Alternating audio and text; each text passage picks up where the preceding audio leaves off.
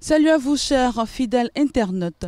À quelques pas des élections présidentielles de 2015, auxquelles se présente son candidat Afi N'Guessan, président du FPI, Eugène Kouadio Djoué se prête au jeu de notre plateau pour répondre aux questions d'actualité sur la Côte d'Ivoire et bien évidemment son parti, le FPI, auquel il est membre. Merci à vous de nous suivre.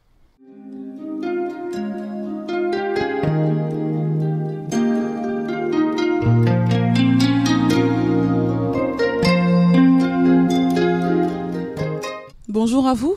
Bonjour madame. Alors pour ceux qui ne vous connaissent pas, comment est-ce que vous pourriez vous présenter? Je suis Eugène Djoué. Bon, je ne crois pas que tout le monde me connaît, mais je ne suis pas très anonyme non plus. Tout à fait. Eugène Djoué. Bon, je suis militant du Front populaire ivoirien. Je suis membre de la direction de campagne. J'appartiens à l'instance suprême qu'on appelle la haute direction de campagne. Je suis conseiller spécial du directeur national de campagne. Vous êtes homme politique, mais on n'oublie pas que vous êtes ou avez été le président de l'Union nationale pour la libération totale de la Côte d'Ivoire. Où en sommes-nous avec cette union? Je précise bien, c'est l'Union des patriotes pour la libération totale de la Côte d'Ivoire. Un mouvement patriotique qui s'est créé dans le cadre de la défense des institutions qui existent encore, dont je suis le président national et je suis aussi président de G90. C'est un mouvement rassemblant tous les anciens de la génération 90, c'est-à-dire tous les étudiants qui ont appartenu à la FESI ou non, mais qui sont de la période de 1990, ceux-là que moi je considère comme les vrais acteurs du changement démocratique en Côte d'Ivoire. Et donc je suis responsable de ces deux mouvements. Précisément là je parle en tant que membre de la direction de campagne du président Afi, donc militant du Front populaire ivoirien. Oui, militant du Front populaire ivoirien, ça on ne le met pas. Mais vous avez été quand même à la présidence, à la tête de cette union que nous avons abordée auparavant. Mais moi je veux savoir quel bilan vous faites de votre mandat à la tête de cette union des patriotes pour la libération totale. Est-ce que c'est encore... on veut savoir en fait, quel bilan vous avez fait? Mais notre bilan, il est... aujourd'hui très clair. Nous avons essayé de défendre les institutions. Parce qu'on va faire ce que nous pouvons aux yeux du monde pour démontrer qu'il y avait une forfaiture dans l'attaque de la Côte d'Ivoire. Nous avons protégé les institutions pour dire que les problèmes devaient être résolus avec les données, les lois, les règlements et donc le droit positif ivoirien. Nous avons donné la résolution pacifique de cette crise parce que nous avons estimé qu'une résolution militaire entraînerait des conséquences incalculables et difficiles à maîtriser. Je crois que nous n'avons pas été écoutés. La crise militaro-politique de 2002 ajoutée à la crise post-électorale s'est soldée finalement par une résolution militaire et aujourd'hui nous en sommes tous là à gérer les conséquences. Ce n'est pas facile. Et nous avons essayé dès le 11 avril, c'est-à-dire l'arrestation du président Gbagbo, nous avons essayé à notre niveau, à l'UPRDCI, de faire en sorte que la belligérance cesse entre les FRC qui arrivaient à Abidjan et les jeunes patriotes qui encore étaient en armes. Nous avons réussi à faire cesser la belligérance. Nous avons réussi à faire également en sorte que nous revenions petit à petit à la normalité et avec les accords que nous avons arrêtés avec ces jeunes pour qu'ils soient pris en compte. Nous suivons aujourd'hui ces situations-là. Certains ont été pris en compte par le DDR, d'autres sont rentrés dans les structures administratives, d'autres sont encore là et nous suivons tout ça. Certains même sont encore en prison et nous nous battons pour leur sortie de prison, comme tous les autres démocrates, comme tous les autres militants du Front populaire ivoirien aujourd'hui détenus, civils comme militaires, dont nous demandons la libération. D'accord. Aussi, vous êtes membre de la GFPI? Oh non, j'ai été GFPI en 1982, 10 à 94, la GRPI, j'ai venu avec ça il y a très longtemps. D'accord. Je fus membre de la GRPI, mais là, mon militantisme à la GRPI a pris fin en 94 parce que l'âge requis, là, je dépassais cela. D'accord. Alors, j'ai été représentant du Front populaire ivoirien en France, de 97 à 2002. Oui. Tout comme fait, vous avez toujours appartenu au FPI. Depuis 90, je suis militant du Front populaire. D'accord. Alors, comment se porte aujourd'hui la grande famille du FPI après cette crise de division? Oh oui, non, ce n'est pas la crise interne qui a frappé le FPI. C'est la sortie de crise que la communauté internationale a voulu militaire. Vous voyez, qui a d'abord frappé de façon, je dirais, brutale le Front populaire ivoirien en le décapitant. Parce que vous avez assisté à l'arrestation de tous les responsables du Front populaire ivoirien, tout à fait, à l'arrestation de son fondateur, le président Laurent Gbagbo, et à sa déportation, au traumatisme grave que ces militants ont vécu, avec une répression vraiment, je dirais, inadmissible. Et tout ceci, n'est-ce pas, a fragilisé suffisamment le mouvement, a traumatisé les militants et a mis les responsables dans une situation où, évidemment, parler d'une seule voix devenait compliqué. Parce que c'est bien naturel que devant une telle répression, devant une telle, je dirais, animosité, il est bien évident que quelques velléités naissent et donc c'est très difficile à ce moment-là de parler d'une seule voix. À tel point qu'il s'est scindé en deux, le FPI a été scindé en deux. Non, c'est pas à tel point. C'est-à-dire que le FPI vit une crise aujourd'hui, mais qui n'est pas propre au FPI. La crise que vit le FPI se voit dans tous les autres partis politiques. Il faut que les gens voient. Cette crise est une conséquence de la crise générale qu'on a vécue. Quand on sort d'une crise comme celle que nous avons vécue depuis 2002, je veux dire, les voix deviennent divergentes. Aujourd'hui, ce n'est pas le même pays, ce n'est pas les partis politiques seulement. Tous les partis politiques sont en crise, sont divisés, mais toutes les cellules du pays sont fragilisées et divisées. Vous rentrez dans les services sont divisés. Vous rentrez dans, comment on appelle, dans des familles sont divisées. Chers amis, aujourd'hui, il y a des couples qui sont divisés en deux. Un à gauche, l'autre à droite. Bon, donc, c'est cette situation de crise généralisée qui se ressent au niveau des partis politiques. Et c'est normal que ce soit le Front populaire ivoirien, premier parti politique, qui est plus regardé par tout le monde, que ce soit le Front populaire ivoirien, qui est plus atteint par cette crise, par la résolution militaire. C'est normal donc que ce soit à son niveau, qu'on observe, parce qu'on le regarde plus, on observe cette division. Et donc, aujourd'hui, nous sommes en crise. Il y a une crise, disons, de vision pour certains, une crise de positionnement pour d'autres, une crise, mais dans tous les cas, une crise sur des questions claires de que faire après avoir subi ce que nous avons subi. Et moi, je pense que la solution qu'il fallait choisir, c'est celle que le président Afi a choisie. Afi est dans la vérité. Il faut, quand on sort de cette situation, penser à la Côte d'Ivoire, penser à ses militants, penser au pays, penser à tous ces amis qu'on a arrêtés, penser donc à voir comment on va sortir de cette situation. Justement, vous avez parlé de crise, vous avez parlé de choses, comment dirais-je, de divergence d'opinion, de divergence d'idéologie, et maintenant vous vous retrouvez avec le camp Afi N'Guessan. Moi, je n'ai pas de camp. Je ne parle pas en termes de camp. Le FPI, il n'y a pas de camp.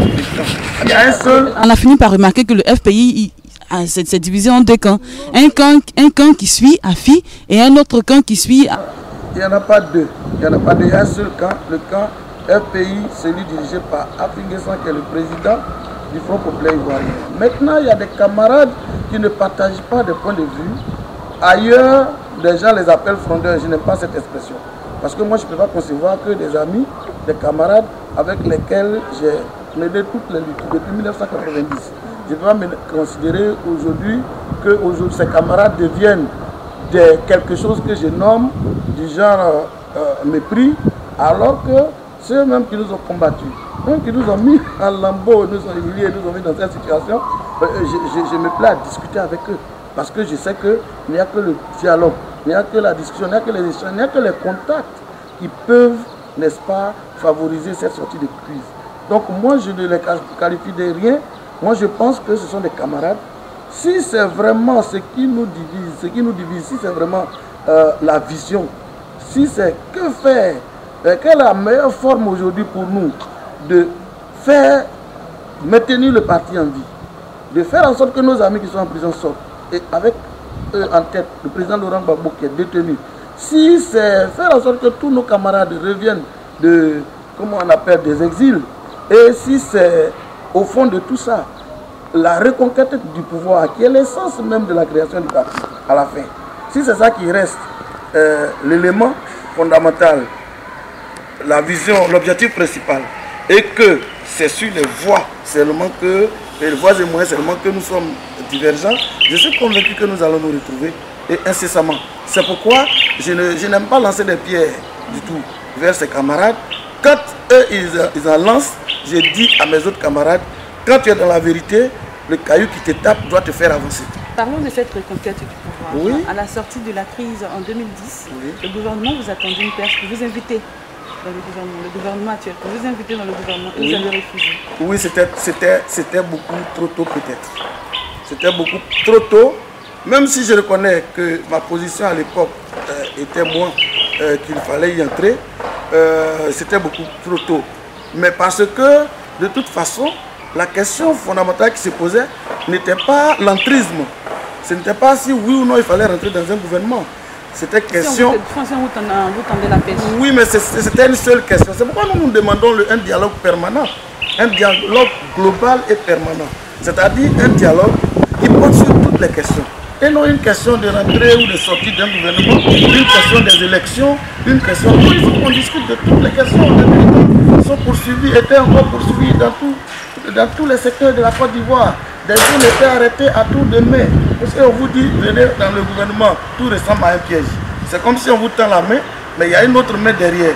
Si quelqu'un te tend la main et qu'il met l'autre main derrière, parce que tu ne sais pas qu'est-ce qu'il cache dans l'autre main, ça fait un peu gênant de saisir la main parce qu'on ne sait jamais. Alors qu'est-ce qui a changé aujourd'hui au point de vue? Les choses ont évolué. Les choses ont évolué. Le dialogue, le RPI l'a obtenu. C'est le dialogue permanent. Et donc, le gouvernement, on discute, ça n'avance pas beaucoup, mais ça avance quand même. Beaucoup de nos camarades qui le voulaient sont revenus d'exil. Ils sont parmi nous. Vous voyez, certains prisonniers ont été libérés. On demande à ce que tout le monde soit libéré. Certains ont été libérés. On est en train de tendre vers une situation où effectivement nous voyons qu'il nous faut nous aussi faire quelque part. Et donc voilà pourquoi nous allons vers là. On n'en est pas encore au débat sur une entrée au gouvernement. Hein. On est à une situation de question où nous-mêmes nous voulons aller aux élections et puis aller prendre le pouvoir. Quand nous avons pris le pouvoir, peut-être que nous les inviterons au gouvernement aussi. Mais en tout cas, prendre le pouvoir nous-mêmes, parce que nous voulons le changement, il faut faire le changement. C'est pourquoi je rigole un peu. Est-ce que vous êtes d'accord avec la composition de la CEI? Ah non, on a toujours dit notre position. Il aurait été intéressant que il y ait une CEI qui rassure les Ivoiriens et tous les si vous voulez, tous les acteurs politiques. Nous avons à l'époque dénoncé la CEI avec le président de la CEI passée. Nous avons dénoncé tous ces éléments. Mais il y a eu la discussion. Mais il a été maintenu, le débat continue. Il a été maintenu et vous allez quand même aux élections. On va aux élections, mais parce que nous pensons que le débat continue, la lutte continue et nous allons arriver à une situation où... Vous pensez que vous avez une chance avec cette composition? Mais parce que ce n'est pas la CEI qui vote. Ce n'est pas la CEI qui vote. Si les militants vont voter, tout le monde se... Mais vous n'avez pas peur que ce qui s'est passé en 2010 se refasse encore? Bon, à tous les niveaux, il faut s'inquiéter Mais en même temps, il faut se battre pour que cela ne se reproduise pas. Vous voyez? Comment est-ce que vous comptez ça? Mais on se bat en passant, en sensibilisant, en disant à la CEI. Et c'est peut-être mieux même que ce soit ceux qui aient fait ces erreurs-là, qui soient là peut-être pour savoir que c'est ce que nous avons fait, qui a entraîné la crise, et pour essayer de modifier. Et donc, pour leur dire qu'il ne faut pas refaire ce que nous avons fait, pour dire à tous les Ivoiriens, à chacun de nous, en même temps à nous-mêmes, en sachant que certainement que nous y sommes, pour quelque chose qu'il faut faire en sorte que ce que nous avons fait qui a contribué à peut-être cette crise n'arrive plus. Et donc c'est à tous les acteurs politiques qu'on demande des efforts. C'est à tous les Ivoiriens qu'on demande des efforts. Et notamment, sinon en premier lieu, le gouvernement, pour dire qu'il leur appartient de prendre toutes les dispositions de sécurité pour sécuriser les élections. Mais il leur appartient aussi de faire en sorte que la volonté politique d'apaisement d'élections apaisées soit en première ligne. De sorte que toutes les conditions démocratiques doivent être revues, beaucoup de choses. À part la CEI, il y a aussi le listing qui fait débat aujourd'hui. Il y a le problème de la sécurité qui fait débat aujourd'hui. Il faut revoir toutes ces questions. Jusqu'alors, ces questions sont encore revues. Il faut continuer le combat. Et on en sommes à quelque part des élections. Mais c'est quelque part, c'est 2 mois, c'est beaucoup pour que les gens se rendent compte que si on laisse les choses dans les conditions telles quelles, alors ça pose problème. Et donc, jusqu'au dernier jour, on peut changer avec la volonté. Et si ça ne change pas, qu'est-ce que vous allez faire? Ça va changer, les choses vont changer, on s'en va aux élections pour gagner. D'accord. Alors ce jeudi, la scène politique ivoirienne sera à un grand virage de sa marche. Il y aura la proclamation des candidats retenus pour les élections présidentielles. Alors qu'est-ce que vous en pensez? Oh, je pense que les Ivoiriens ont un peu peur, hein. Ils ont raison. Ils ont raison parce qu'ils ont vu à des époques que le Conseil constitutionnel a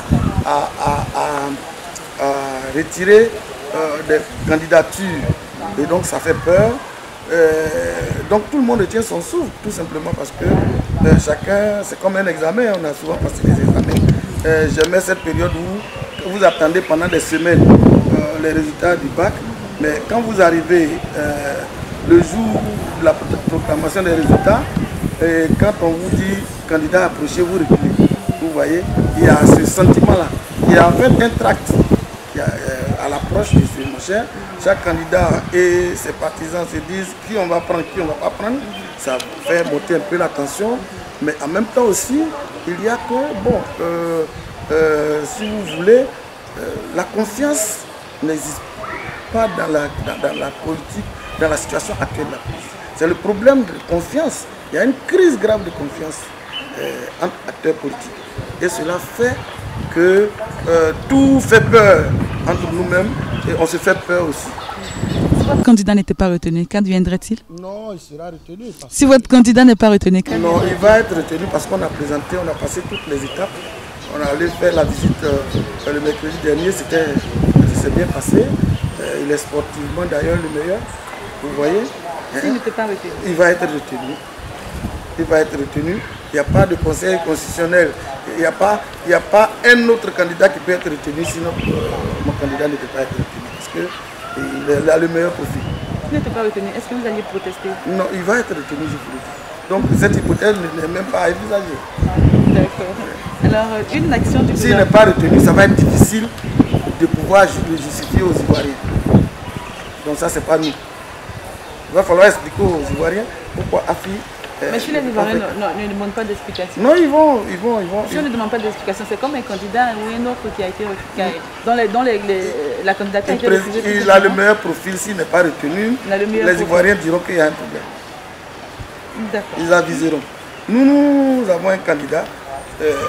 Nous attendons les jours des élections pour aller gagner les élections. D'accord. Une action du gouvernement, le dialogue gouvernement-opposition. Oui. Quelle est votre opinion là-dessus? Oui, mais ça, c'est les revendications du Front populaire ivoirien.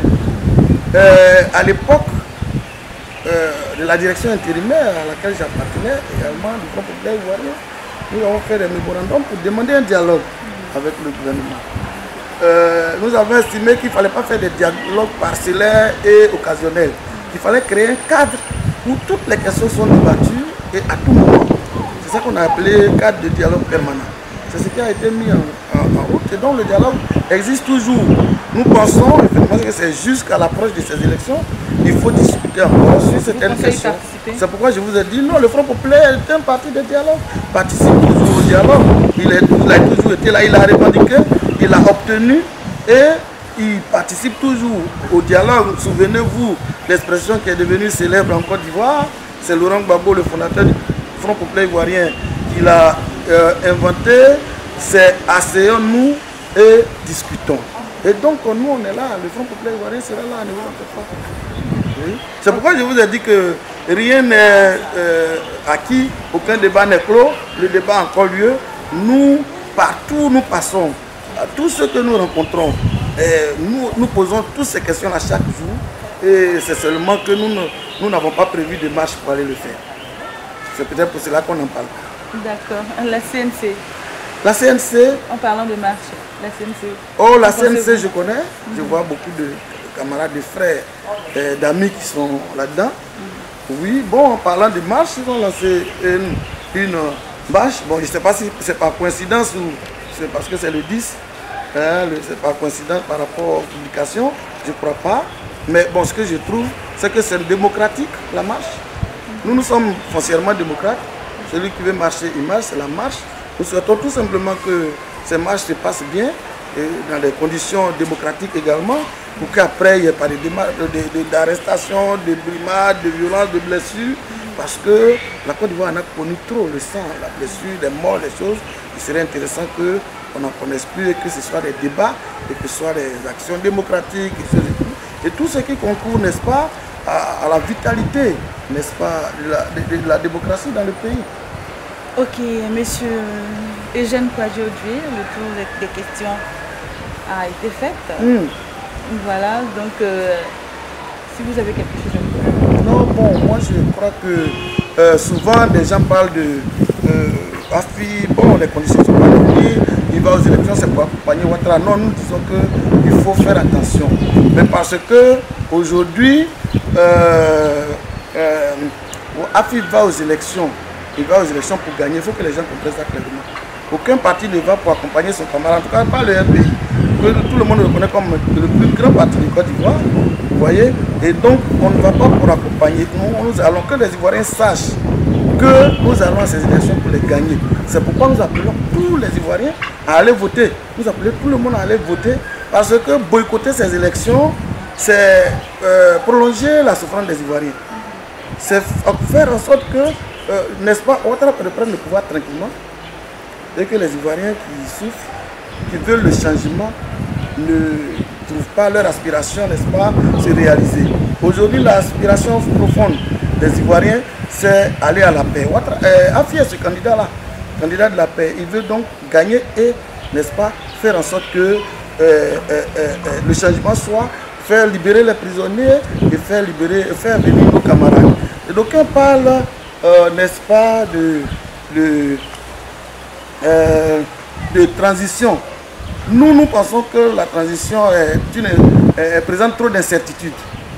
Le pays veut faire le changement, prendre le pouvoir, faire le changement, parce que, vous voyez, une transition ajoutera encore à la souffrance des Ivoiriens, prolongera la souffrance des Ivoiriens. Une transition prolongera l'incertitude dans ce pays, mais ce changement-là, on le veut tout de suite. Il n'y a qu'à voter AFI pour tous ceux qui veulent le changement et le changement sera fait. On n'aura pas besoin encore de faire 6 mois ou 1 an à prolonger les souffrances et tout ce que de ceux qui sont en prison, de ceux qui sont en exil. On veut régler ça tout de suite après le 25 octobre avec l'élection d'AFI. Nous appelons tous les Ivoiriens à venir voter, tous ceux épris de paix, de justice, tous ceux qui souffrent, tous ceux qui pensent que ce pays-là est dirigé pas de façon ordinaire et que donc il faut le changement. C'est l'Afrique qu'il faut, nous attendons leur vote. C'est le seul moyen, n'est-ce pas, que Laurent Gbagbo même nous a enseigné pour faire changer. Il ne nous a jamais parlé d'âme. C'est pourquoi je vous dis qu'il n'y a pas de FPI, il y a le FPI, c'est dirigé pas Afi. Afi est candidat pour le RPI, au nom du RPI. Nous appelons les Ivoiriens à venir de voter. Alors il serait banal de vous demander est-ce que Afi est l'homme qu'il faut à la Mais c'est l'homme de la réconciliation. Les Ivoiriens cherchent la réconciliation et la paix. Ce seul candidat-là, c'est Afi. Je vous leur demande de venir de voter. D'accord. Voilà. Alors nous sommes au terme de cet entretien. Oui. On va vous demander de... Oui, merci beaucoup. Je vous remercie pour vous aussi, pour le travail que vous abattez. Je voudrais dire merci à tous les internautes aussi, les saluer, dire merci pour toutes les interventions. Je voudrais dire tout simplement qu'ils comprennent que la démocratie que nous avons revendiquée, pour laquelle nous sommes battus, et que nous avons perdu des amis, et tous les sacrifices depuis 1990, c'est celui-là où chacun s'exprime et chacun a son opinion et qui le dit. Et donc ici même, nous ce que nous pensons, c'est ce que nous avons dit. Nous attendons leurs commentaires, mais qu'ils ne pensent pas qu'ils ne fassent pas d'injure à eux-mêmes, à leur intelligence et à l'intelligence humaine, de penser que celui qui pense tel a trahi ou est traître. On n'a trahi personne et personne n'a trahi personne. Merci à vous. Merci beaucoup. Ouais. Alors, chers internautes, nous sommes au terme de cette émission. Les élections présidentielles, c'est dans quelques mois seulement. Alors nous demandons tout simplement à nos autorités politiques de mettre un peu d'eau dans leur vin pour maintenir cette paix sociale dont a tant besoin la Côte d'Ivoire. Merci à vous d'être restés en notre compagnie. À bientôt pour un autre élément.